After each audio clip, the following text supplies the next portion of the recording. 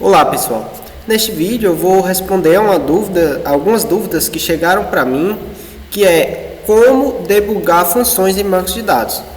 Como vocês já devem saber, em algumas linguagens de programação, algumas IDEs, eles oferecem recursos para debugação de códigos, funções. E em bancos de dados, a gente também utiliza funções, como vocês já devem saber. Caso vocês não tenham conhecimento das funções, nós temos um vídeo anterior aqui no canal que fala especificamente de funções em bancos de dados. E neste vídeo eu vou mostrar como eu faço uma maneira bem simples para debugar as funções nos bancos de dados. Bom, para utilizar como exemplo, eu tenho aqui essa função que vai classificar o salário, o empregado de acordo com o salário. E vamos para a função aqui. Primeiramente eu tenho um create or replace function, ou seja, criar ou atualizar a função, o nome dela que é identifica funcionário. Como parâmetro ele recebe o salário, que é do tipo inteiro. Returns text, ou seja, o retorno dessa função é do tipo text. O begin, que vai inicializar o corpo da nossa função. E aqui eu tenho alguns if else.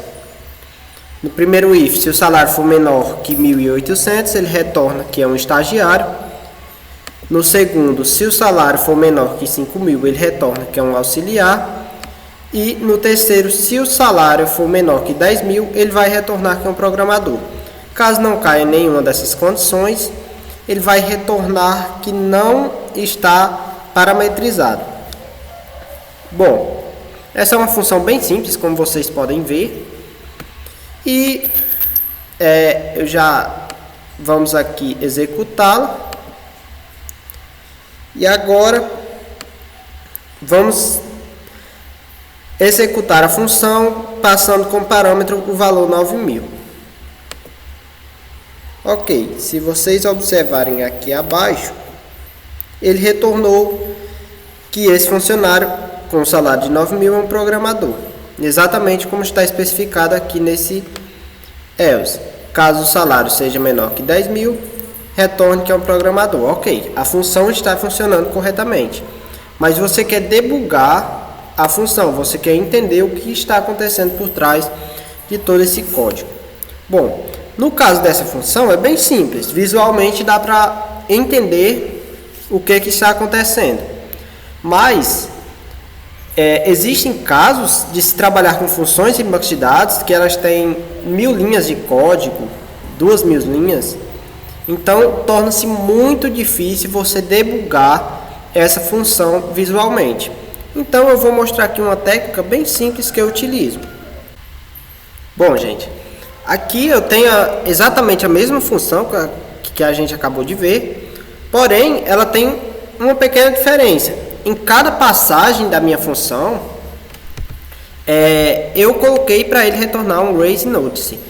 Por exemplo, ele entrou aqui no begin, entrou no corpo da minha função, eu coloquei para retornar entrou na função.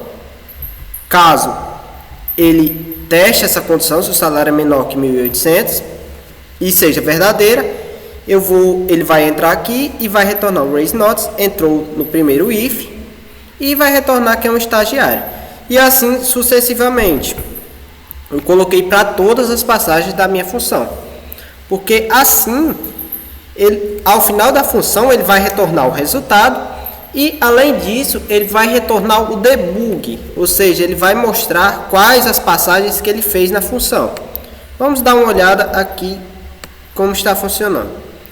Bom, eu vou atualizar a minha função aqui.